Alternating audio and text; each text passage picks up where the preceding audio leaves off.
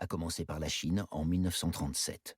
Puis la Corée, la Thaïlande, la Birmanie, l'Indochine française, le Cambodge, la Malaisie, Hong Kong, le Timor, l'Indonésie et la Papouasie. Patrimoines nationaux, banques, sanctuaires religieux, propriétés privées, musées, usines, maisons, galeries. Les Japonais n'avaient rien négligé, dérobant tout ce qu'ils pouvaient. Un larcin incommensurable de richesses que leurs propriétaires successifs avaient mis des millénaires à accumuler. Une bonne partie de ce butin était déjà arrivée au Japon.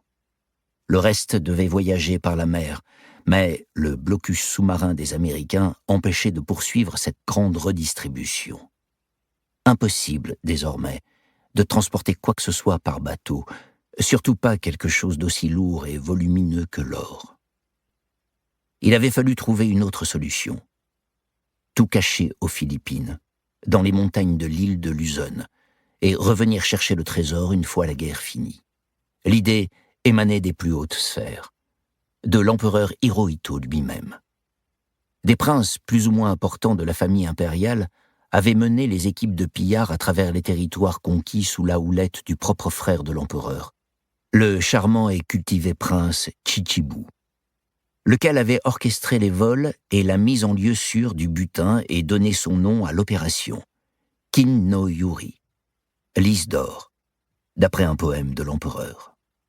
« À vous, dit le prince Chichibu, à chacun d'entre vous. L'empereur vous remercie pour votre dévouement et vous donne sa bénédiction. » Les ingénieurs levèrent leur coupe en retour et souhaitèrent une longue et heureuse vie à l'empereur. Beaucoup avaient les yeux embués par l'émotion. Ils se trouvaient pour la première fois en présence d'un membre de la famille impériale à laquelle tous les Japonais, Yamashita compris, vouaient un véritable culte. L'empereur, chef politique, militaire et religieux, était considéré comme un dieu vivant. Chichibu se pencha vers Yamashita et murmura « Tout est prêt ?» Le général acquiesça.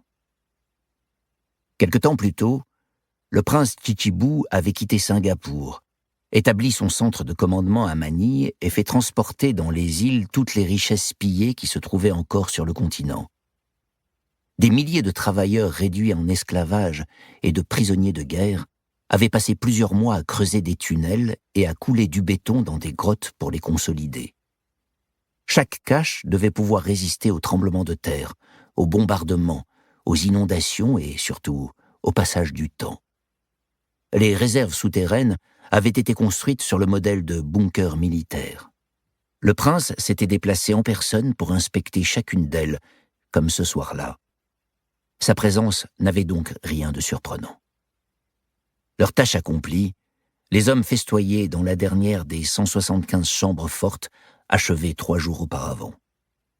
On avait rangé les plans, les matériaux, les instruments de mesure et les outils dans des caisses et tout emporté.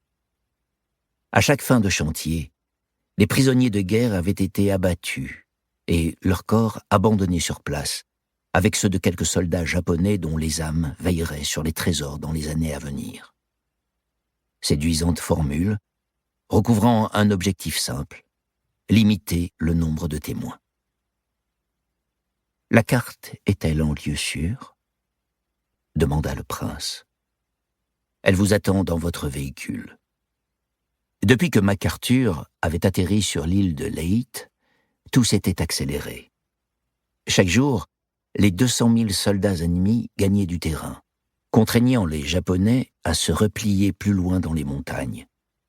Un sous-marin attendait le prince Chichibu pour le ramener au Japon avec la carte, indiquant les emplacements des chambres fortes. Des balises naturelles placées à intervalles réguliers dans le paysage luxuriant servaient de repères. Des repères subtils, difficiles à distinguer. Intégrés à la jungle. La carte, établie selon un code secret millénaire, le code Chaco, serait transmise à l'empereur, qui la garderait jusqu'à ce que vienne le moment de récupérer le trésor. Le Japon subirait peut-être une défaite militaire, mais une défaite financière, pas question. L'idée Para seguir escuchando este audiolibro gratuitamente, haz clic en el enlace de la descripción y podrás escucharlo completo sin coste gracias a la prueba de 30 días de Audible.